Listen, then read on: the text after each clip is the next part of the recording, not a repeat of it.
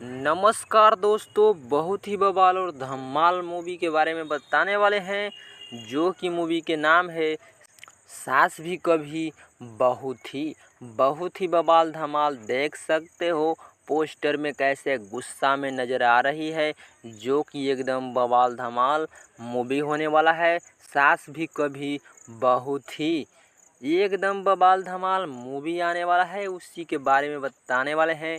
तो अगर आप चैनल पर नए हो तो वीडियो को दिल से लाइक करके चैनल को सब्सक्राइब करें, क्योंकि इसी तरह का न्यूज़ बवाल मिलने वाला है। तो देख सकते हो कितना खतरनाक मूवी आ रहा है, जो कि निर्माता है प्रदीप सिंह, समीर आफ्ताब और प्रतीक सिंह, निर्देशक है अजय कुमार झा, लेखक हैं अरविंद तिवारी और संगीत आने वाला है ओम झा का, जो कि बवाल धमाल मूवी है।